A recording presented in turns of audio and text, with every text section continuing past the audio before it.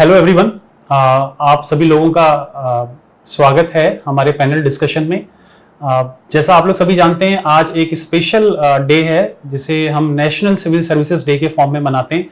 ये एक civil servant जो है उसकी लाइफ में तो इम्पोर्टेंस है ही उसका, लेकिन उसके साथ साथ जो आप जैसे एस्पायरिंग सिविल सर्वेंट्स हैं उनको भी इसके बारे में पता होना बहुत ज़रूरी है। तो इसी ओकेजन पर हमने ये पैनल डिस्कशन किया है। इस पैनल डिस्कशन का जो टॉपिक है वो है the role of civil services in the nation building over the last 75 years and the way forward. दूसरे शब्दों में कहें तो सिविल सर्विसेज का राष्ट्र निर्माण में क्या योगदान रहा है पिछले 75 सालों में, और 21वीं सदी में उसके क्या मायने हैं और उनसे क्या एक्सपेक्टेशंस है, इस पर हम लोग डिस्कशन करेंगे। साथ ही साथ हमारे जो एस्पिरेंट्स हैं जो ये देख रहे हैं अभी चैनल, उनके जो मन में भ्रांतियां रहती हैं, क्वेश्चंस रहती हैं सिविल सर्विसेज के प्रिपरेशन को लेके, चाहे आईएएस है या आरएएस है, उनको भी हम लोग एड्रेस करेंगे। और उनको एड्रेस करने के लिए हमारे साथ जो सर्विंग ब्यूरोक्रेट्स हैं वो हैं। सो पैनल डिस्कशन को आगे बढ़ाते हुए सबसे पहले मैं आपको हमारे जो डिस्टिंग्विश्ड इलस्ट्रियस पैनलिस्ट हैं उनसे आपको मैं रूबरू करा दूं। सबसे पहले हमारा वी आर फॉर्चुनेट कि हमारे साथ आज एक बहुत ही senior civil servant ex IAS officer AK Singh ji sir हैं, जो राजस्थान कैडर में उन्होंने सर ने सर्व किया है, अपना मूल्यवान योगदान दिया है और अभी भी सर काफी एक्टिव हैं पब्लिक लाइफ में।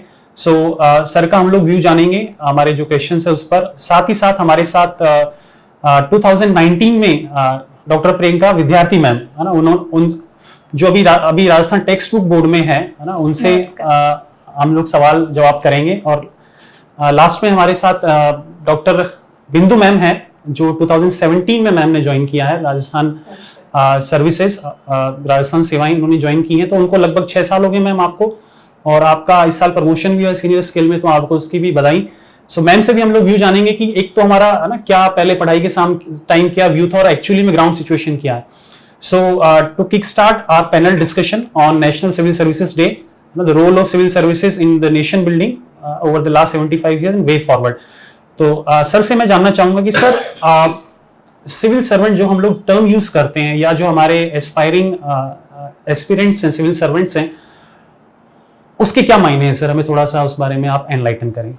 देखिए, सिविल सर्वेंट में 2 टर्म्स हैं, एक है सिविल और एक है सर्वेंट। अब सिविल यहाँ क्या है कि जो आम जनता जो है, हमारी society, we the people, society में जो जनता रहती है, that is civil part of it.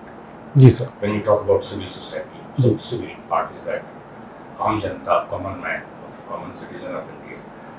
And service का मतलब क्या होता है? आप किसी तरह की एक सर्विस प्रोवाइड कर रहे हो, काम प्रोवाइड कर रहे हो, किसी को प्रोवाइड कर कोई सर्विस। तो अब यहाँ क्या होता है कि जब सर्विस प्रोवाइड करते हो तो उसके लिए जो एडजेक्टिव होता है वो तो सर्वेंट ही होता है, इसमें शर्म की तो कोई बात है। और सर इसमें भी कोई शर्म की बात नहीं है कि सर्वेंट का वो हिंदी में नौकर बोलते हैं, तो कोई आपको पब्लिक का नौकर बोलता है या आम जनता का नौकर बोलता है, तो इसमें आपको गौरव महसूस होना चाहिए। तो सिविल सर्वेंट का सिंपल टर्म्स ये है कि आप जो है आम जनता की सर्विस में काम कर रहे हैं।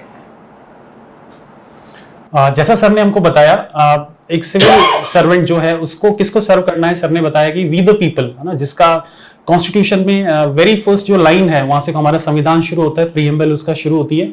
तो वो हमें आई थिंक हम सबको क्लियर रहना चाहिए। और स्पेशली जो सर ने कहा कि जब हम लोग ज्वाइन कर लेते हैं सर्विसेज, तो कहीं ना कहीं हमारे दिमाग में वो चीज वो रहनी चाहिए जो संविधान में लिखी हुई है।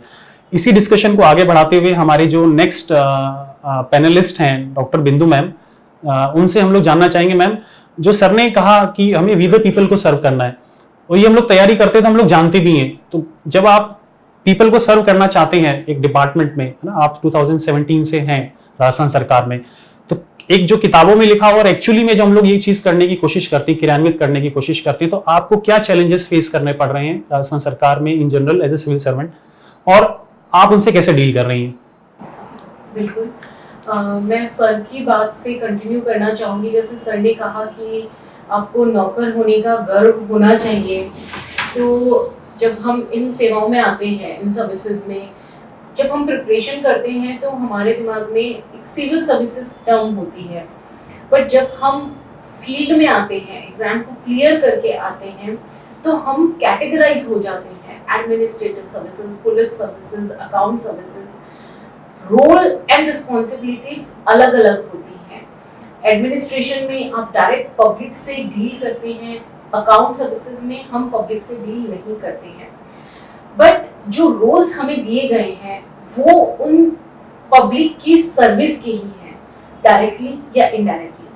अकाउंट सर्विसेज में जब हम ऐसे डिसीजंस रूल्स में या लेते हैं, पेंशन्स को लेकर के या किसी की सैलरी को लेकर के, कॉन्ट्रैक्चुअल्स उनको लेकर के, तो हम देखते हैं कि उनको करके जो खुशी होती है कि इनको इस रूल से करके, और जब हमारी चीज़ें जो हम पॉलिसी डिसीजन में जो पार्ट अपना कंट्रीब्यूशन देते हैं, वो कंट्रीब्यूशन हमारे मिनिस्टर सीएम सर तक जब फाइल जाके अप्रूव होता है, वो जो फीलिंग होती है वो गर्व वाली फीलिंग होती है कि I have contributed, I have played my role, and that is the feeling जिसके लिए आप सबको वो मेहनत करनी है, वो सपने बनाने हैं कि वो गर्व हमें आगे जाके महसूस करना है। जैसा डॉक्टर बिंदु मैम ने कहा अपने पर्सनल एक्सपीरियंस से कि एक वीजा भी अगर हम बात करें एक प्राइवेट जॉब की, तो जब हम लोग गवर्नमेंट को सर्व करते हैं या वी द पीपल को सर्व करते हैं इस कैपेसिटी में, किसी भी कैपेसिटी में, चाहे फाइनेंस हो, चाहे पुलिस में हो, चाहे एडमिनिस्ट्रेटिव हो, है ना, किसी भी सर्विस रोल में करते हैं, और जो हमारा जो वर्क अप्रिशिएट होता है हायर लेवल्स पे, तो और पीपल के लिए हम लोग काम कर रहे हैं, तो एक आप हर दिन ना एक आप प्राउड फील कर सकते हो अपने जॉब में, और एक सेटिस्फेक्शन होता है at the end of the day कि हम लोग किसके लिए काम कर रहे हैं, नेशन के लिए काम कर रहे हैं ना। वो अपने आप में आई थिंक बहुत बड़ी फीलिंग है। इसी डिस्कशन को आगे बढ़ाते हुए मैम, जो हमारे जो व्यूअर्स जो देख रहे हैं, एस्पिरेंट्स देख रहे हैं आपके जैसे जो लोग, आप उनके लिए पॉजिटिव रोल मॉडल है, स्पेशली जो विमेन है हमारे देश में ना, विमेन कैंडिडेट्स हैं स्पेशली, उनका आजकल गवर्नमेंट कह रही है कि उनका पार्टिसिपेशन बढ़ाना है। सो उन्हीं सब चीज़ों को ध्यान में रखते हुए आपका व्यू बहुत इंपॉर्टेंट है हमारे लिए, तो आप थोड़ा सा बताएंगे हमारे जो व्यूअर्स हैं, एस्पायरिंग सिविल सर्वेंट्स हैं, कि एक हम लोग कई बार सुनते हैं परिवार में, है ना, स्पेशली जो मिडिल या रूरल बैकग्राउंड से आते हैं, ग्रामीण परिवेश से, कि भाई पहले छोटी नौकरी ले लो आप, है ना, आप बड़े एग्जाम आईएएस आरएएस की क्यों बात करते हो, है ना, पहले आपका सिलेक्शन कैसे होगा, आपका बहुत टफ है, इसमें सीटें बहुत कम है, तो आपको लगता है कि प्लान बी होना चाहिए कहीं ना कहीं, या नहीं मुझे तो करना है तो सिविल सर्विसेज ही करना है, या बीच में मुझे एक बार प्लान बी के बारे में सोचना चाहिए? So what is your view ma'am? Thank you Pawan ji ये क्वेरी उठाने के लिए, क्योंकि मुझे लगता है कि अभी जो एस्पिरेंट्स प्रिपरेशन कर रहे हैं उनके दिमाग में जो पहला क्वेश्चन रेज होता है वो यही होता है कि अगर सिविल सर्विसेज में सेटल नहीं हो पाते हैं, बिकॉज ये बहुत टाइम टेकिंग प्रोसेस है, बहुत टीडियस प्रोसेस है, तो फिर हमारे पास प्लान बी होना चाहिए। ये एक सेट पैटर्न बन चुका है आजकल के लिए। सो मैं सुनने वाले सभी श्रोताओं को बोलना चाहूँगी कि मोस्टली एस्पिरेंट्स जो इस प्रिपरेशन में आना चाहते हैं, सिविल सर्विसेज के लिए प्रिपेयर करना चाहते हैं, कि इट्स फाइन। जब हम हमारे एग्जाम्पल्स देखते हैं तो हमें लगता है कि जो सिविल सर्विसेज में फेल होता है उसके लिए प्लान बी होना चाहिए, बट मेरा पर्टिकुलर इस बारे में व्यू ये है कि डिपेंड्स ऑन आप किस स्टेज से स्टार्ट कर रहे हैं। आप जिस भी स्टेज से स्टार्ट कर रहे हैं वहाँ से आप अपने आप को एक लिमिटेड टाइम दीजिए, एक मिनिमम टाइम आपको देना होगा अपने टारगेट को, उसके बाद आप प्लान बी की बात कीजिए। प्लान बी होना चाहिए, लेकिन वो प्लान बी आपके प्लान ए को डिस्टर्ब नहीं करना चाहिए, डिस्ट्रैक्ट नहीं करना चाहिए। At the starting of preparation अगर हम ये सोचेंगे कि हमारा प्लान बी क्या है, तो हम कभी भी हमारा 100% नहीं दे पाएंगे। सो इट इज़ इम्पॉर्टेंट कि सिविल सर्विसेज के लिए स्पेशली जब हम टारगेट करें तो हम हमारे एक मिनिमम पीरियड को भी टारगेट करें कि हम इसे 3 साल में, 5 साल में कितने टाइम में अचीव करना चाहते हैं, और वो पर्टिकुलर टाइम के समय हम कभी ये नहीं सोचे कि हमारा प्लान ए क्या है, प्लान बी क्या है, बिकॉज सिविल सर्विस की जो मेन डिमांड है वो है कंसिस्टेंसी एंड फोकस। आप 2 प्लान्स के साथ फोकस नहीं रख सकते हैं, तो आप फोकस्ड रहिए और टारगेटेड रहिए। इट मे पॉसिबल कि आपको पहले चांस में सफलता नहीं मिले, बट 3 साल के स्पान में, 4 साल के मिनिमम स्पान में आप अपने 2 चांस एटलीस्ट सिक्योर कर सकते हैं। आपकी प्रोग्रेस आपको बताएगी कि आपको कंटिन्यू करना है या नहीं। तब तक का अगर एक फोकस टारगेट आपका है, देन आई डोंट थिंक कि प्लान बी के लिए आपको जाना पड़ेगा, और अगर जाना भी पड़ता है तो भी वो एक सेटिस्फैक्ट्री स्पान होगा जिसके बाद आप कभी निराश महसूस नहीं करेंगे कि आपने इस जी सिविल मैम। सर्विस के लिए प्रिपरेशन स्टार्ट जी की। मैम। सो आई थिंक आपने जो एक कॉमन डाउट है हमारे जो व्यूअर्स हैं ना, जो एस्पायरिंग सिविल सर्वेंट्स हैं, उसको काफ़ी अच्छे ढंग से आपने इसको एड्रेस किया है कि आपको एक मिनिमम टाइम देना चाहिए पहले, है ना, और डे वन से आप प्लान बी की बात ना करें। तो अपना जो है उसको क्लियर रखें फोकस को, और कहीं ना कहीं अगर जहाँ तक संभव है आप प्लान ए ही रखें, और उसके बाद आप देखें अगर प्लान बी की ज़रूरत पड़ती है तो देखिए लेटर ऑन, बट स्टार्टिंग में नहीं, है ना। एक मिनिमम 3 साल 4 साल का जो प्रिपरेशन है वो हार्डवर्क आप दीजिए। अगर आपकी अनुमति हो तो मैं कुछ Yes, sir. सप्लीमेंट Yes, करना sir. चाहूँगा। ये बहुत बड़ा इशू है एक्चुअली, जी सर। ये प्लान ए प्लान बी का कंफ्यूजन इशू जो है बहुत बड़ा इशू है। देखिए, आप पूरे भारतवर्ष में देखेंगे तो करीब स्टेट सिविल सर्विसेज को लगा करके तो प्रति वर्ष करीब 30-40 लाख लड़के जो हैं वो इसमें लगे रहते हैं। और आप जानते हैं कि ग्रेजुएशन के बाद या पोस्ट ग्रेजुएशन के बाद जनरली ये सारे जो एस्पिरेंट्स हैं वो अपनी ज़िंदगी की प्राइम जो प्रोडक्टिव यूथ पीरियड जो होता है उसमें है ये लोग। आप इसको देश के ह्यूमन रिसोर्स के वेस्टेज या डिसिपेशन से भी देखिए आप इसको, कि आपका 40-50 लाख यूथ जो है ग्रेजुएट पोस्ट ग्रेजुएट जो है वो सिविल सर्विसेज के लिए पहले तो 3 साल की लिमिटेशन थी, बट जो भी कारण रहा हो लोग 7 साल 8 साल 6 साल 5 साल 4 साल तक तो मैंने कई को देखा है, उससे भी ज़्यादा को भी देखा है। अब डेफिनेटली जो 4 साल ग्रेजुएशन के बाद 4 साल जो है आपका यूथ का प्राइम, आपका प्रोडक्टिव पीरियड का प्राइम, और आप उसमें सक्सीड नहीं करते हैं तो इसमें कई इश्यूज आते हैं। ठीक है, एक तो आपकी एम्प्लॉयबिलिटी घट जाती है थोड़ी सी, दूसरा क्या है कि आपका जो सेल्फ इस्टीम है यस सर। वो उसमें भी थोड़ी सी कमी होती है। और तो इसका सॉल्यूशन जो है मेरे हिसाब से सरकार को सोचना चाहिए। और अब मैंने जो 1-2 फोरम पे जो सजेशन दिया है जी इस समस्या के लिए, जी सर। 2 बातें। दूसरी वाली की समस्या जो है वो the character of the value system और the ethics of the service, तो उसको मैं अभी नहीं छूँगा, मैं इस पे आऊँगा। ये जो मेजर जो प्रॉब्लम है कि इतने यूथ का इतना टाइम जो है एक तरह से प्राइम टाइम जो है वेस्ट हो रहा है। मेरा मानना है कि आप इंजीनियर देखिए, जब सिविल सर्विसेज स्टार्ट हुई थी way back in the British time, उसमें आपकी बेसिक रिक्वायरमेंट क्या थी टू बिगिन विथ कि ऑक्सफोर्ड या कैम्ब्रिज से आपको ये आर्ट्स में आपको ग्रेजुएट होना चाहिए। फाइन। अब देखिए, आपको इंजीनियर बनना है तो कब टेस्ट हो रहा है साहब आपके, मतलब 16,000 IITs की पोस्टें हैं, मतलब की वैकेंसीज हैं, कब हो रहा है 12th के बाद, राइट? Yes sir. उसके लिए बच्चे कब से तैयारी करते हैं शुरू? 10th से मिनिमम। ठीक है, सुनने में आता है कि वो तो जन्म के समय शायद कहीं पे नामांकन करा देते हैं। तो अब उसी तरह मेडिकल का है, आप 12th के बाद जो है सिलेक्शन कर रहे हैं। जिस बच्चे को ने 1 बार 2 बार 3 बार ट्राई किया नहीं हुआ, वो फिर और कोई अपना स्ट्रीम खोज लेता है। IITs में नहीं हुआ, he will go to some grade second ये और so and so forth. Okay, he'll find his ways. He may go to states if he has money or abroad. तो he has an option, right?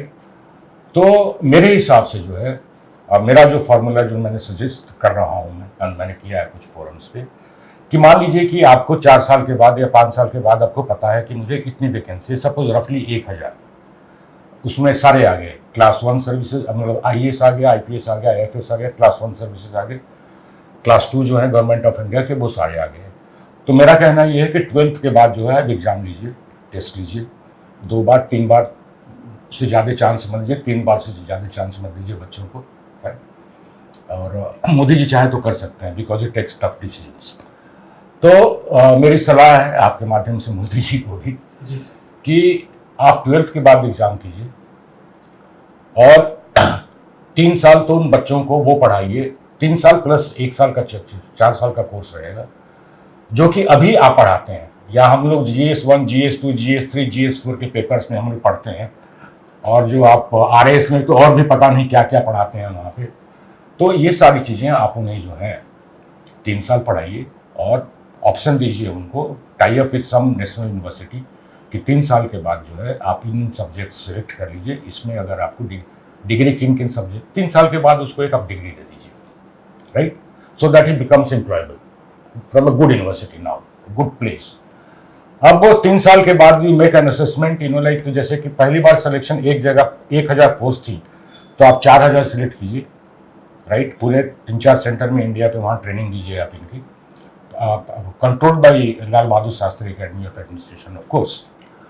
और उसके बाद जो है 3 साल के बाद जो है वो 2000 नंबर को आप 4000 को 2000 पे लाइए कि भाई बच्चों 2000 तुम आगे अब अपना जो है ज़िंदगी संभालो। अब बाकी जो 2000 है, treat them for another 1 year और मे बी रिक्वायर्ड 2 years, जहाँ you try to like fathom his attitude, aptitude, commitment to the country, commitment to the nation, commitment to himself, and the whole attitude of service, whether like you are properly trained for providing service to the nation and to the common man or not. तो इसमें that plan A plan B का जो है वो आप 12वीं के बाद ले रहे हो, यस, और प्लान ए लेने के बाद भी प्लान बी की तरफ वो 3 साल में आपको डिग्री मिल चुकी है, you will be quite competent to like, जैसे कि कहीं और से ग्रेजुएशन करके तो वहाँ से तो अच्छी यूनिवर्सिटी से ही टाई अप होगा। तो इस पे मैं वर्कआउट कर रहा हूँ लेटेस्ट से।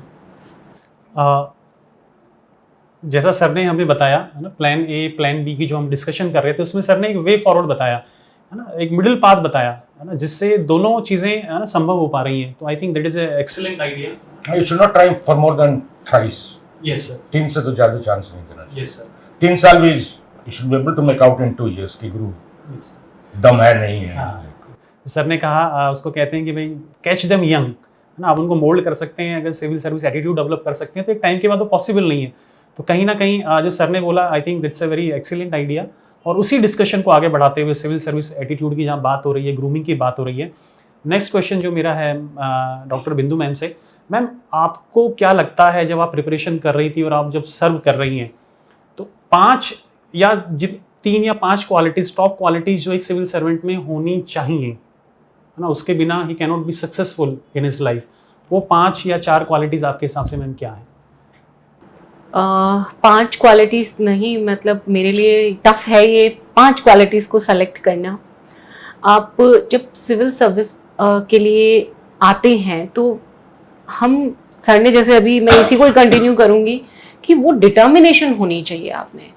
वो डिटर्मिनेशन अगर आपकी प्रिपरेशन में है तो डेफिनेटली आप जब सिविल सर्वेंट के रूप में आते हैं, वो डिटर्मिनेशन आपको अपने डिपार्टमेंट, गवर्नमेंट के पॉलिसीज़ को पब्लिक में एग्जीक्यूट करने में उतनी ही आपको हेल्प करती है, आपको एक अच्छा सिविल सर्वेंट बनवाती है। सेकंड, जैसा प्रियंका जी ने बोला था, फोकस, जो आपने अपनी स्टडीज़ में फोकस अगर प्रिपरेशन के टाइम किया है, वही फोकस आपको अपनी सर्विसेज में भी चाहिए। जी मैम। आप अपने डिपार्टमेंट के लिए कितने फोकस्ड हैं, क्योंकि कई बार क्या होता है, हमें ऐसा लगता है नहीं, हमें डिपार्टमेंट का काम नहीं समझ आया, हम बहुत एक्ट्स हैं यहाँ पे, बहुत रूल्स हैं, ठीक है पोस्टिंग ले लेते हैं, दूसरे में चले जाते हैं।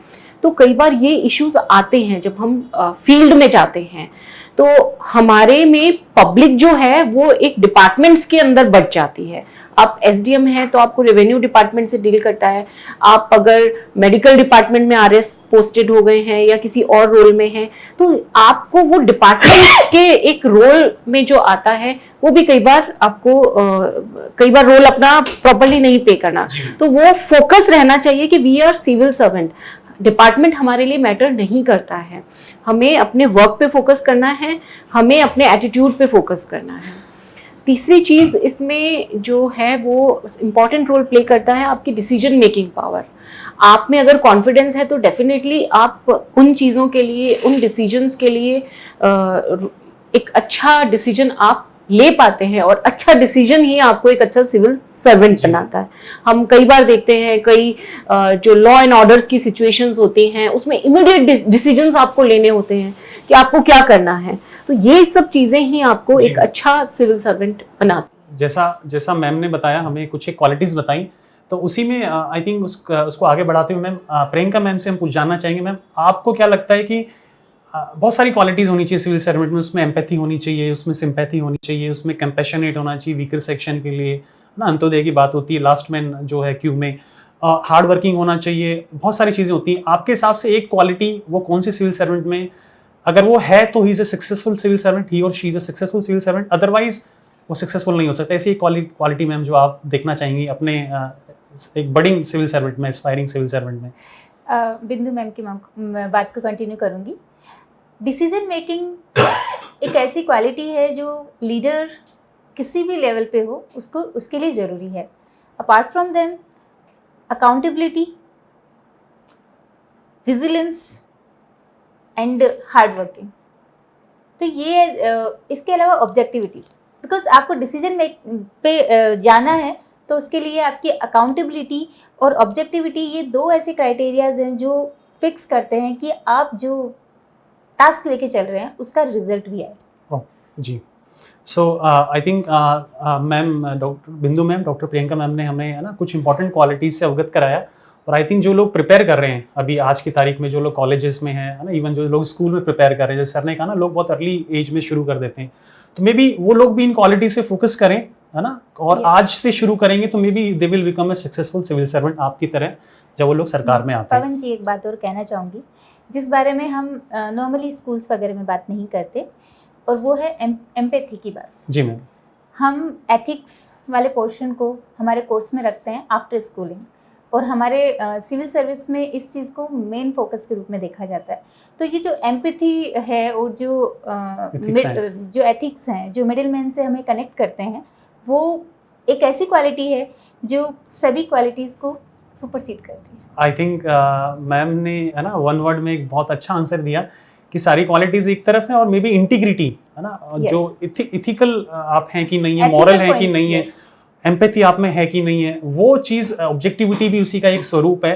तो आप अपने डिसीजन से बाइस तो नहीं है, सो आर यू एथिकल और नॉट, आई थिंक Yes. वो डिटरमाइन करती है आपकी सक्सेस। हो सकता है बहुत इंटेलिजेंट है, बहुत, है ना, आपका बहुत दिमाग चलता है, लेकिन अगर आपका मैं जी थोड़ा मैम, सा जी इसमें सर। सप्लीमेंट करना चाहूँगा, एथिकल पार्ट और empathy part. Ethical part relates to your value system and like जी sir. Objectivity, XYZ, your honesty, for that matter. When it comes to empathy, okay, you have to look at the problem of the person who is posing the problem before you. Okay? You cannot get bound by the rules all the time. मैं यही कहता हूँ कि एक ordinary clerk जो है, जिसको कि सरकार 30,000 रुपये देती है और एक IAS को 2 लाख देती है, अगर सिर्फ नियम के हिसाब से ही काम करना है कि किताब में ये लिखा हुआ है ऐसे करना है, तो बाबू कोई रखे सरकार, फिर तो 30,000 में मिल जाएंगे। IAS पे 2 लाख रुपए खर्चा करने की क्या आवश्यकता है?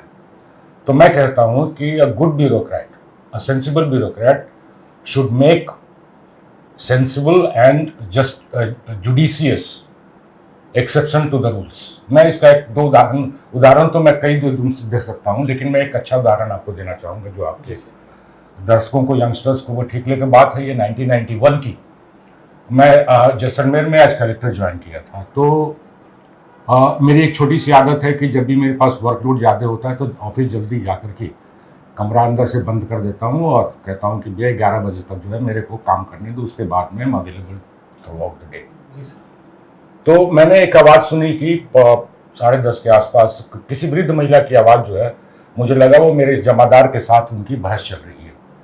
नेचुरली कॉमन सेंस की वो मिलना चाह रही होगी, ये कह रहा होगा 11 बजे जो भी कह रहा होगा। तो आई कॉल्ड हिम, जमादार जी की, भाई क्या बात है? तो उन्होंने कहा कि सर ये रोज आ जाती है। तो हमने कहा आ जाती कौन है, क्यों आती है रोज? तो बोला सर ये पूनम सिंह की माँ है। तो मेरे घर के पीछे, कलेक्टर के घर के पीछे वाला जो स्टेडियम था वो पूनम सिंह स्टेडियम के नाम से। तो मेरे दिमाग में पता नहीं क्या आया, मैंने पूछा ये पूनम सिंह कौन, जो जिसके नाम पे स्टेडियम है, उसको वीर चक्र मिला था 1971 में। तो उसने कहा हाँ। तो हमने अपने PA साहब को बुलाया कि PA साहब इसका क्या मामला है? तो उन्होंने बताया कि सर इसको सरकार ने कहा था कि म्यूनिसिपलिटी का जो वहाँ पे टाउन है उसमें से किसको करीब 450 स्क्वायर यार्ड का प्लॉट दिया जाएगा। दिस वाज इन 1972 और मैं 1991 की बात सोच लीजिए कितने वर्ष हो गए। तो मैंने कहा कि अच्छा, तो उस समय मेरे पास चार्ज म्यूनसिपैलिटी का चेयरमैन का चार्ज भी मेरे पास था, और एक महावीर शर्मा जी RAS थे जो कि SDO थे, और उस समय वैसे वो बाद में कलेक्टर थे भीलवाड़ा, अभी रिटायर हुए हैं, तो वो SDO थे। तो मैंने SDO साहब को और CO म्यूनसिपैलिटी जो थे उनको कहा कि देखो ऐसा है, इनको बैठाओ जीप में, जिप्सी में, और जो भी खाली प्लॉट हैं उनमें दिखा दो जो सबसे अच्छा लगे, ठीक है, उनका पट्टा बना के शाम को ले आना। तो जब 4 साढ़े 4 हुआ तो महावीर जी का फ़ोन आया कि सर ये आपके पास इसका पावर नहीं है, इसका पावर स्टेट गवर्नमेंट को है। हमने लिख दो उस पर। तो हमने कहा तुमको जो भी नियम कानून के हिसाब से लिख दो। उसके बाद मैंने जो है पूरा अपना नोट डाला कि ये है, इतने साल हो गए, और मैंने सरकार को पोस्ट फैक्टो अप्रूवल के लिए भेज दिया। अगले दिन रमनन साहब सेक्रेटरी टू CM थे, उनको मैंने फ़ोन करके कह दिया कि I put it with the fate complete, कि मैंने सर कर दिया है। बिल्कुल सर। तो when I talk about empathy, yes sir, बिल्कुल इट्स नॉट ऑन रूल और एथिकल लॉ, बिल्कुल, बीइंग बिल्कुल सर। ऑनेस्ट और man of integrity. Yes. I think sir ने जो एक उदाहरण दिया ना, रियल लाइफ उदाहरण दिया सर ने, वो बहुत अच्छा एग्जाम्पल है। इस तरह के एग्जाम्पल्स हम लोग हमारे आंसर राइटिंग में भी लिख सकते हैं ना, एथिक्स के पेपर में, RAS में भी और IAS में भी। सर ने ना बहुत अच्छे से उसको डेमोन्स्ट्रेट किया कि एम्पैथी होना बहुत ज़रूरी है एक सिविल सर्वेंट में, and you cannot be bound by rules all the time. और डिस्क्रिशन आपको हमेशा रहता है, हम लोग देखते हैं फील्ड में, लेकिन वो डिस्क्रिशन का यूज़ करना है हमें, है ना। जो वीकेस्ट पर्सन है ना, जिसकी आवाज़ कोई नहीं सुन सकता, ना, जो स्ट्रॉन्ग है वो तो अपना काम करा ही लेगा। The idea is as a civil servant, हमारा आइडिया है उसको सर्व करना जो पुअरेस्ट ऑफ द पुअर है, उसकी आवाज़ कोई नहीं सुन सकता, तो उसकी आवाज़ को ऊपर तक पहुंचाना, है ना, हमारा वो एक बहुत इंपॉर्टेंट कर्तव्य है। डिस्कशन को आगे बढ़ाते हुए इस इम्पोर्टेंट ओकेजन पे मैम, डॉक्टर बिंदु मैम से जानना चाहेंगे। मैम, जैसा आपने स्टार्टिंग में बताया प्रिपरेशन के रिगार्डिंग, मैं लोगों में जो हमारे एस्पिरेंट्स हैं उनके दिमाग में भी एक सवाल है, क्या इस तरह का जो प्रेस्टिजियस एग्ज़ाम है IAS RAS, क्या मैम उसको सेल्फ स्टडी से क्लियर किया जा सकता है अच्छे रैंक के साथ, या कहीं ना कहीं मेंटरिंग या गाइडेंस की बहुत ज़रूरत है? पवन जी, ये सवाल एक बहुत इम्पॉर्टेंट रोल प्ले करता है। जो प्रिपरेशन का मोड है, प्रिपरेशन का तरीका है, वो शायद कुछ सालों में बदला है। जब मैंने 2012 में प्रिपरेशन स्टार्ट की थी, और मैं अगर आज देखती हूँ, पेपर्स के पैटर्न भी बदले हैं। पेपर्स पे पहले इतना एनालिसिस नहीं होता था, आंसर राइटिंग पे इतना फोकस नहीं होता था। तो जब हमारी जनरेशन, मैं जनरेशन तो नहीं कहूँगी, बट जब हम लोगों ने एक स्टार्ट किया था प्रिपरेशन करना, तो उस टाइम में सेल्फ स्टडी कॉन्सेप्ट एक बहुत ज़्यादा उसमें रहता था कि अपने आप प्रिपरेशन कीजिए, आप क्वेश्चन पेपर्स के बेसिस पे आप आंसर राइटिंग की प्रैक्टिस कीजिए खूब, ये एक कॉन्सेप्ट चलता था, और मेरे दिमाग में भी कहीं ना कहीं ये चीज़ थी। बट जब मैंने एक बार गाइडेंस के लिए कोचिंग्स की तरफ रुख किया, और मुझे जो गाइडेंस वहाँ से मिली, एक गाइडेंस, वो आपको है ना एक कंट्रीब्यूशन एज अ होल मिलता है, जो सिर्फ आपकी आंसर राइटिंग या मटेरियल ही नहीं, वो आपकी पर्सनल स्किल को भी आपको इतना इन्हेंस कर देता है। जैसे आज मैं आपको अभी एग्जांपल देती हूँ, जब आप सर जैसे सीनियर IAS को जब वहां आप देखते हैं, तो जो आपके अंदर जो पैशन होता है, वो एक लेवल पे, जो कहते हैं ना आग अंदर जो जलनी चाहिए, वो बढ़ जाती है कि नहीं, मुझे भी इस तरह का बनना है और मुझे ये चीज करनी है। तो सिर्फ पढ़ाई ही नहीं, गाइडेंस ही नहीं, जो ये एज अ होल आपको एक मिलता है अंदर से जुनून, वो भी एक रोल प्ले करता है, और बहुत इंपॉर्टेंट रोल प्ले करता है। उसके साथ साथ हम जब प्रिपरेशन सेल्फ पे करते हैं, तो हम अपनी जो वीकनेस और स्ट्रेंथ है, हम उसको अच्छे से कैटेगराइज नहीं कर पाते, और हम उस पे फोकस नहीं कर पाते। तो जब हमारे पास एक मेंटर होता है, हमारे पास में एक गाइडेंस होती है, वो हमें इन पे फोकस करके और उस हमारे सक्सेस के पाथ पे हमें उस सक्सेस को जल्दी अचीव करने में एक बहुत इंपॉर्टेंट रोल प्ले करती है। आई थिंक मैम, आपने जो इस सवाल का जवाब दिया, मैं भी उससे टोटली एग्री करता हूँ पर्सनल लेवल पे, कि अगर हमें, जैसे सर हैं, सीनियर ब्यूरोक्रेट हैं, या आप लोग हैं जो ऑलरेडी सर्विसेज में हैं, अगर आप एक नए जो सामने जो लोग देख रहे हैं एस्पायरिंग सिविल सर्वेंट, उनको जब आप लोग गाइडेंस देते हैं, मेंटरिंग देते हैं, हैंड होल्डिंग करते हैं, तो कहीं ना कहीं वो जो जर्नी है, जो 5 साल की जर्नी है, मे बी वो 1 साल 2 साल में हो सकती है, उसका टाइम है वो सेव हो सकता है। जो सर ने कहा कि कैच देम यंग, तो कहीं ना कहीं वो चीज़ फिजिबल हो जाती है, वो कम अटेम्प्ट में वो अपना सक्सेस अचीव कर सकता है। ह्यूमन रिसोर्स का बेटर यूटिलाइजेशन हो सकता है। तो कहीं ना कहीं mentoring I think is very very important, है ना। तो आपसे मैं टोटली एग्री करता हूँ इस वाले एस्पेक्ट में। लास्ट एक क्वेश्चन जो मैं आप लोगों से, है ना, पूरे पैनल के लिए है, सर से शुरू करते हैं।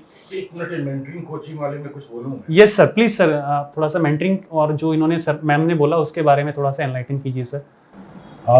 देखिए, अर्जुन अपने समय का सबसे बड़ा धनुर्धर रहा होगा जी, थे ना, गुरुजी से द्रोणाचार्य ने सिखाया ना। अर्जुन ने कई लड़ाइयाँ युद्ध लड़े होंगे, लेकिन जब आया कुरुक्षेत्र तो हाथ पांव सब फूल गए और अल्टीमेट जो है कृष्ण के शरण में गए। बिल्कुल सर। तो ये युद्ध है, ये भी बिल्कुल, ये इम्तहान जो है युद्ध है जिंदगी के। तो आपको एक गुरु तो चाहिए। देखिए, गुरु और एक टीचर में बहुत डिफरेंस होता है, राइट। तो मैं तो इतना हिंट देना चाहूँगा जहाँ तक मतलब मेंटरिंग की बात है कि अगर आपको गुरु मिले तो ठीक है, नहीं तो ऐसा शिक्षक मत करो जो कि चूना लगा दे, राइट। तो पहली तो रिक्वायरमेंट मैं ये कहना चाहूँगा गुरु वाली। और दूसरी बात जो है इसमें, देखिए, ये मेरा एक हाइब्रिड मॉडल मैं कहता हूँ कि आपको मेंटरिंग भी चाहिए, लेकिन डेली 9 बजे से मतलब कि क्या बोलते हैं 5 बजे तक है, daily 4-5 classes throughout the year, 1 साल 2 साल, वो मॉडल मेरे हिसाब से it's not a very good model. It waste lot of energy, money, XYZ। इसमें यह है कि you can have a mentoring और जो टेस्टिंग वगैरह का है कि भैया आप उनको पहले से बोल के आओ कि भैया ये चीज़ हम पढ़ाएंगे क्लास में, ये चैप्टर है इस क्लास, वो आप उनको रीडिंग मटेरियल आप 1 महीने पहले दे दो, and the class should be only like then interactive. जिसको जो नहीं समझ में आया है, जो एक्स्ट्रा समझना चाहता है, यस सर, तो just you can have 10 classes a month, yes sir, that's more than enough. बिल्कुल सर। आई थिंक जो सर ने कहा कि we need to focus on quality, Yeah. Quality of mentoring, quality of teaching, quality of guidance. भाई आपका lecture वो कैसे समझेगा जब उसको बेसिक्स क्लियर है नहीं? बिल्कुल जी सर। सर, तो उसको पहले पहले तो बेसिक समझा दो। उस समय में जो मैं गुरु वाली बात कर रहा था, बिल्कुल, गुरु वाले बिल्कुल पार्ट में सर, वो जी करवाओ सर। उसको, जी सर, और नेक्स्ट में फिर उसको सिखाओ कि भैया पढ़ते कैसे हैं। यस बिल्कुल मैं सर। बता रहा हूँ आपको कि आजकल के सोकल विद्वानों को जो 98% लाते हैं, ये पढ़ते नहीं है, इनको पढ़ाई नहीं आती है। MA political science Delhi university से टॉप कर जाते हैं, 9th क्लास की जो है पॉलिटिकल टर्म्स जो है उसमें क्लैरिटी नहीं होती है। बिल्कुल सर। यस, तो इश्यूज तो हैं। बिल्कुल सर। तो आई थिंक सर जो आप कह रहे हैं उससे हम लोग टोटली एग्री करते हैं। जो असेसमेंट है एज सर्विंग ब्यूरोक्रेट्स, सर का भी काफ़ी लाइफ स्पेन रहा है इसमें, है ना, एज ए सीनियर ब्यूरोक्रेट, कि कहीं ना कहीं जो सर ने कहा कि mentoring is needed, spoon feeding is not needed, guidance is needed, है ना। टाइम टू टाइम आपको कोई फीडबैक दे, कंस्ट्रक्टिव फीडबैक दे, है ना, आपको राइट फीडबैक दे, और आपको एक आपको पुश करे, नज करे आपके गोल के डायरेक्शन में, है ना कि आपको स्पून फीड करे। क्योंकि जब एग्जाम का पेपर आता है इन सब एग्जाम्स में, तो उसमें स्पून फीडिंग एक तरफ रह जाती है। जो सर ने कहा ना, कृष्ण अर्जुन के हाथ पांव फूल गए, तो उस वाले टाइम में आप, है ना, आपको अपना, आपने जो हार्डवर्क किया है, कितना स्वेट किया है पीस में, आई थिंक वो मैटर करेगा आपका क्वालिटी ऑफ मेंटरिंग, है ना, कृष्ण के फॉर्म में कहें या दूसरा कोई भी मेंटर है। एक पॉइंट मैं जी भी मैम। ऐड ऑन करना चाहूँगी। Self study is a part of your preparation, because आप उसको कभी भी अलग नहीं कर सकते। सिविल सर्विस का अगर आप थरोली स्टडी करेंगे, सिलेबस की स्टडी करेंगे, तो आप उसमें देखेंगे कि बहुत सारे एस्पेक्ट्स हैं, बहुत सारे सब्जेक्ट्स हैं। तो आपके पास कुछ सब्जेक्ट्स ऐसे होते हैं जो आपका बैकग्राउंड होता है, जिस पे आपकी अच्छी कमांड होती है, बट कुछ सब्जेक्ट्स ऐसे होते हैं जो आप टच भी नहीं कर पाते। जी मैम। लाइक एक ह्यूमैनिटीज़ का जो स्टूडेंट है, उसने साइंस या फिर कॉमर्स या फिर अदर जो पार्ट है उसको टच नहीं किया होता है, तो वहाँ पर पार्ट आता है सेल्फ स्टडी प्लस गाइडेंस का। तो इट्स अबाउट, जैसे सर ने कहा कि ये एक युद्ध है, तो युद्ध की प्रिपरेशन युद्ध स्तर पे ही की जाती है। आप उसमें गाइडेंस को मिस नहीं कर सकते, सेल्फ स्टडी को मिस नहीं कर सकते, कंसिस्टेंसी को मिस नहीं कर सकते। So I think it's a complete package of your efforts. अगर टाइम रेशियो में देखा जाए कि गाइडेंस पे कितना अपने को स्पेंड करना चाहिए, इन्वेस्ट बिल्कुल करना सर। चाहिए, और सेल्फ स्टडी पे, बिल्कुल so it should be 85%, 15%, 85% self study, 15% guidance, not more than that, yes sir. because if the basics are clear, yes sir. you'll be able to pick up the things, you know, like Yes. उसमें I think sir is very well said. और वहाँ कोई PhD की तो इम्तिहान हो नहीं रही, बिल्कुल सर। Exactly. Yes, sir. वहाँ तो ग्रेजुएशन लेवल की आप तो 12th, मैं तो बच्चों को ये कहता हूँ कि if you can master up to 12th your polity, history, sociology, eco, little bit, quite a few, nobody can stop you from getting into the UPSC. Yes, sir. I think sir आपने बहुत अच्छा बताया कि जो approach अपनी basics first, वो approach हम लोग कहीं ना कहीं है ना Miss कर इस जाते हैं। पूरे तामझाम में भूल जाते हैं। और एनसीईआरटीज ना जो जो एसेंशियल न्यूट्रिएंट्स हैं एक तरह से आप कह सकते हैं प्रिपरेशन में। NCERT, the whole education system. I can tell you the. Basics. I just told you the example. You're topper of like political science, but you don't. The question Yes, sir. issue that time was the difference between like your coming together federalism and Holding together. holding together federalism. Yes. That's given in class 9th, yes sir. and this student didn't know. नहीं sir, I think sir वहीं पे practicality काम आती है और वहीं पे हमें गुरु की आवश्यकता भी है, बिल्कुल है ना कहीं जो गाइड की 85 आवश्यकता भी हो जाती है। बिल्कुल बिल्कुल। तो मैं तो बच्चों को 6ठी क्लास की जो किताब है ना सोशल साइंस, जी सर, उसे पढ़ाना स्टार्ट करता हूँ। बोलता हूँ कि इसके एंड में जितने क्वेश्चंस लिखे हुए हैं वो बिल्कुल लिख सर। के ले आना जरा, बिल्कुल Yes. सर। ठीक है? तो मैं तो वहाँ से स्टार्ट करता हूँ। आई थिंक सर ने जो बताया कि है ना बेसिक्स से सर एकदम शुरू करते हैं एसेंशियल बेसिक्स के साथ, बेसिक फर्स्ट अप्रोच रखते हुए। और आपका जो 85% है सर ने कहा वो सेल्फ स्टडी होगा, लेकिन 85% सेल्फ स्टडी का एंड रिजल्ट तब निकलेगा जो 15% Yes. है, that is quality That is input, it. Quality feedback. Otherwise भी वंडरिंग, यस सर, ये भी पढ़ लूंगा, वो भी पढ़ लूंगा, ये न्यूज़पेपर पढ़ूंगा, वो पढ़ूंगा, ये Yes, sir. मैगजीन देखूंगा, ये यूट्यूब देखूंगा, ये किताब पढ़ूंगा, वो किताब पढ़ूंगा, जी सर, को completely confused all the time. Okay, yes sir. तो you have to like sort of conserve your time. Students जो एक साल प्रिपरेशन के बाद डिसाइड नहीं कर पाते हैं कि उन्हें पढ़ना क्या था, हाँ, सो दिस इज द बिल्कुल, main difficulty in this exam. बिल्कुल। ये तो इसी पे मैं कह रहा हूँ कि ये जो बात हो रही थी, I am taking the opportunity of your forum, this particular forum, to share that कि I am starting actually a course, only 1 month course.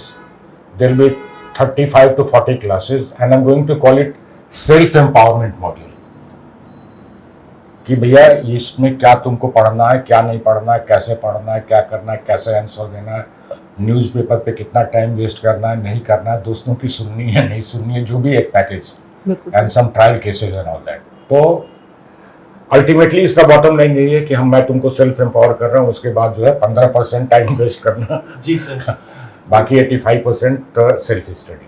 I think sir आपने जो एकदम क्रक्स है ना उसको टच कर लिया कि सेल्फ एम्पावरमेंट मॉड्यूल से ही क्लियर है कि स्पून फीडिंग नहीं होगा, है ना, हम आपको एम्पावर करेंगे और आत्म दीपो भवे वाली बात है ना, आप खुद के मार्गदर्शक आप खुद ही बनोगे, लेकिन फिर भी आपको कहीं ना कहीं ना बुद्धा की तो जरूरत है ही, है ना, एक कृष्ण की तो जरूरत है ही। सर पवन जी इसमें एक चीज ये भी है ना, सेल्फ स्टडी तो आप कर लेंगे पर उसके लिए कंटेंट भी तो चूज करना है। बिल्कुल मैम, वहां पे हमारा तो हम बता दो ना भाई, शुरू में बता दो।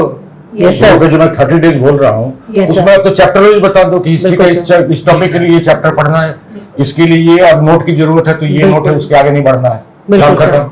ये बताना कि ये पढ़ना और ये नहीं पढ़ना है, ये भी बहुत इंपॉर्टेंट है। तो सचिन तेंदुलकर वगैरह जो है वो अच्छे क्रिकेटर क्यों बने? Yes sir. ये नहीं कि हर एक बॉल का छक्का मारते थे, यस सर। इनको ये पता था कि कौन सी बॉल छोड़नी है। Yes sir. This is important. Equally इन्हें ये भी पता था कि कौन सी बॉल बिल्कुल। छोड़नी है। तो अपने को जब यूपीएससी या आरपीएससी की तैयारी करनी है तो अपने टाइम और एनर्जी को बिल्कुल सही वे में ये करना है। You don't wander here and there, ठीक है?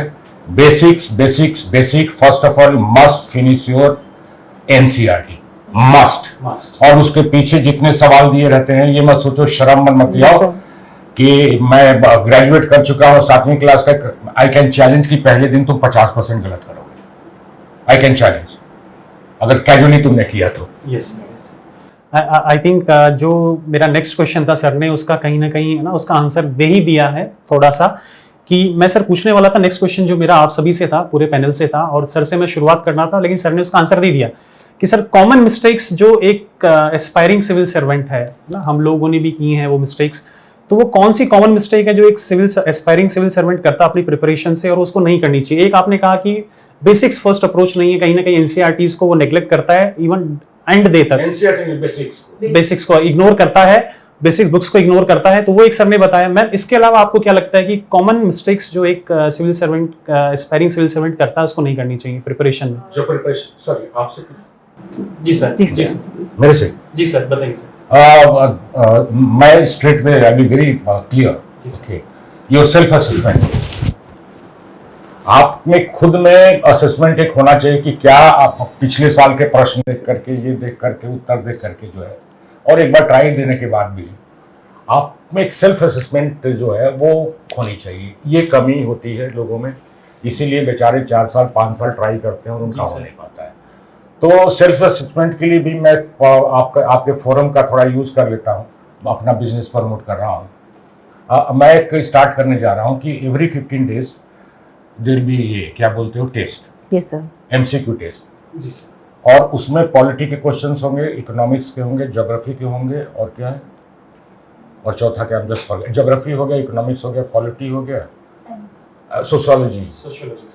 तो मतलब इंडियन सोसाइटी है ना, तो उनको जो है 1 महीने पहले बता दिया जाएगा कि क्लास 8वीं का चैप्टर ये, क्लास 9वीं का ये, 10वीं का ये, 11वीं का, इसी 4 पे आपके टेस्ट होंगे जी सर। और अगर आप में वो IQ, वो लेवल नहीं है कि मैं कह रहा हूँ 1 महीने पहले 4 चैप्टर मैंने बता दिया, उसी से सवाल पूछ रहा हूँ, और आप if are not able to like say hit about 85-90% after 2-3 test, then you are not worth it.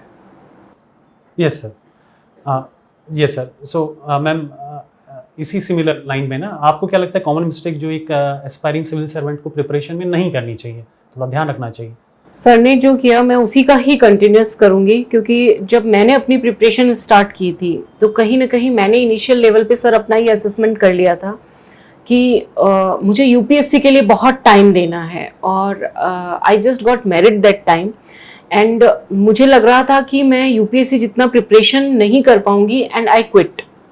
And मैं ये कहूँगी कि वो मेरा बहुत सही डिसीजन था, जिसकी वजह से मैं मेरी आरएस की प्रिपरेशन पे अच्छे से फोकस कर पाई। कई बार हम इस डायलेमा में रहते हैं, देयर इज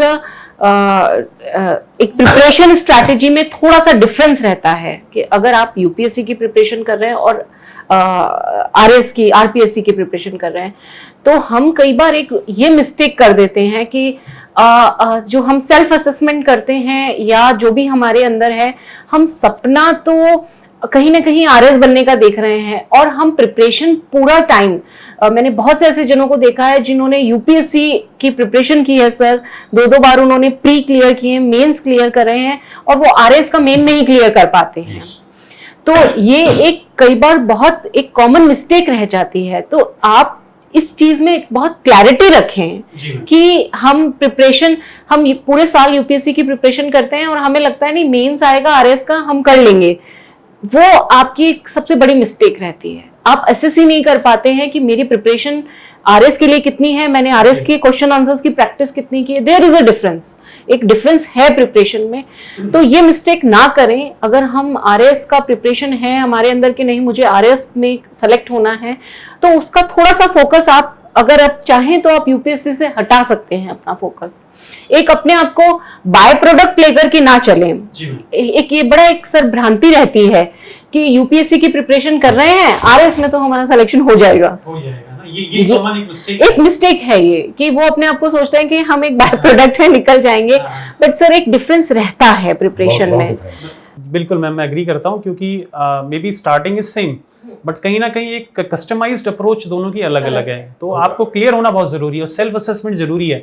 आप उसको ईगो का क्वेश्चन मत बनाइए कि मैं आरएस निकाल के ही रहूंगा या मैं आईएएस निकाल के रहूंगा। आप ना ऐसे नहीं ना, आप देख लीजिए आप किस एग्जाम के लिए आप में एप्टीट्यूड है। 3 साल आपने दिया, लाइफ का बहुत प्रेशियस टाइम है आपके पेरेंट्स के लिए, फैमिलीज के लिए भी, है ना, बहुत इंपॉर्टेंट टाइम है। और असेसमेंट कीजिए आप, है ना, आप कौन से एग्जाम के लिए बने हैं। और and it is not the end of the world. अगर आप आईएएस नहीं बनते हैं, आरएएस नहीं बनते, it is not the end of the world. आप नेशन को दूसरे कैपेसिटी में बिल्कुल सर्व कर सकते हैं। As a businessman, as an entrepreneur, as a doctor, as a scientist, आप बहुत वैल्यू एडिशन कर सकते हैं देश में के लिए भी और अपनी लाइफ में भी। आई थिंक हमारा जो पैनल डिस्कशन है काफ़ी आई थिंक फ्रूटफुल रहा। और हमारा जो मेन जो आज जो दिन हम लोग जो सेलिब्रेट कर रहे हैं ma'am, national civil services day, उसमें जो टॉपिक था role of the civil services in the nation building over the last 75 years and the way forward. तो वे फॉरवर्ड में मैं कंक्लूड करना चाहूँगा इस पैनल डिस्कशन को। सर से हमारा क्वेश्चन रहेगा कि sir as we march into the 4th industrial revolution, है ना, as we march we face newer challenges, और तो 21st सेंचुरी के सिविल सर्वेंट के परिभाषा सर आपके हिसाब से क्या होनी चाहिए, उसमें क्या क्वालिटीज होनी चाहिए? देखो, there is a little bit unfortunate thing. A general impression, and we are responsible for it, let me admit it. Okay. The general impression among the people is that कि हम लोग कामचोर हैं, काम करते होते नहीं हैं, ज्ञान है नहीं, हिस्ट्री पढ़ के सोशोलॉजी पढ़ के आ गए हैं, तो साइंस नहीं समझ में आता, बैंकिंग नहीं समझ में आती। लेकिन आपको मैं बताना चाहूँगा कि अगर आप देखें तो किसी भी गवर्नमेंट की जो पॉलिसी मेकिंग जो बॉडी होती है, तो टॉप पे जो है कैबिनेट है, उसके बाद सेक्रेटरीज हैं गवर्नमेंट के, ठीक है, और उनके पास जो है टेक्निकल फीडबैक मिलकर रहता है फ्रॉम डिफरेंट सोर्सेज। तो एक सिस्टम बना हुआ है, राइट। तो हम लोगों ने समय समय पर जो है अलग अलग जो भी चैलेंजेस इमर्ज हुए हैं, we have been reasonably well, we have dealt reasonably well, maybe not at the same scale and not with the same speed as was perhaps desired. तो अब जो लेटेस्ट जो है, one is the financial sector, Yes. okay, international finance, so Yes, we sir. have to be master in that. Yes, sir. Fortunately, you might be knowing that कि जो अभी हमारे RBI के गवर्नर साहब शक्तिकांत जी हैं, Yes, sir. he is a graduate of history, Yes, sir. Yes. Shashikant Yes. Das. Yeah. Stephen Singh. of history, Hmm.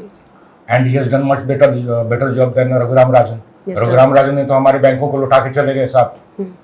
और अपने आप को बोलते हैं कि हार्वर्ड के पढ़े सबसे बड़े इकोनॉमिस्ट हैं, और ये बेचारे हिस्ट्री के पढ़े हुए IAS में की, IAS को बेवकूफ़ कहा जाता है, नाकाम कहा जाता है, और ये देखिए क्या मतलब कि बैंकों को चमका दिया इन्होंने। तो Yes. उदाहरण कई है। जी सर। उसी तरह का आप टेक्नोलॉजी की फील्ड में भी देखोगे तो कई जो चीज़ें जी ऐसी हाँ, हैं yes, sir. जिसमें कि when a particular person or from the secretary or even from non-secretary level, if he has taken initiative and done very well. One example I would not like to, but I didn't want to share, but once I was posted as director information technology. Okay, and a lot of people thought कि मतलब कि मेरे को तो punishment posting दे दी गई है. Okay, and enjoyed that so much कि मुझे नहीं कहना चाहिए कि still जो अभी उनके उस डिपार्टमेंट के लोग हैं, they call me as father of IT in Rajasthan. So I had no IT background. Yes. That is. Yes, sir.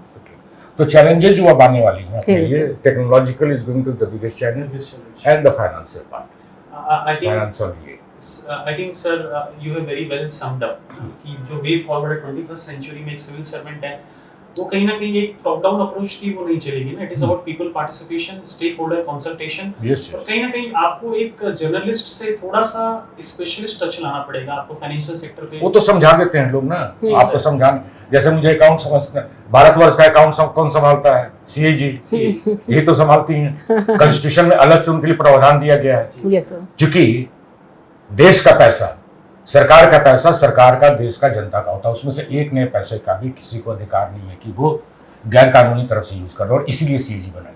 बिल्कुल। यस। तो अकाउंट्स के जो लोग हैं, एक्सपर्ट्स हैं फाइनेंस के, वो हमें सजेशन देते हैं, बताते हैं कि सर ये सही है, ये गलत है, हम अपना दिमाग फिर अल्टीमेट लगाते हैं। जी sir.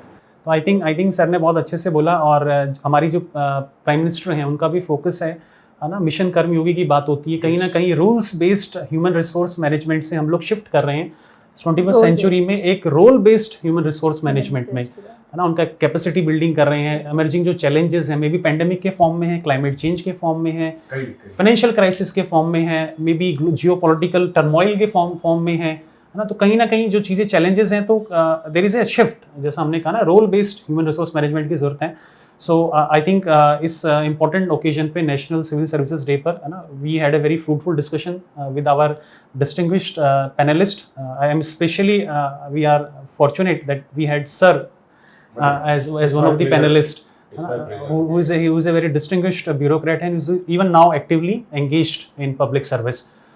So I would like to thank both the ma'ams, Dr. Bindu ma'am and Dr. Priyanka ma'am also, for taking out their valuable time and helping out and shedding some light on common myths that are associated with the preparation of civil services, both IAS and RAS.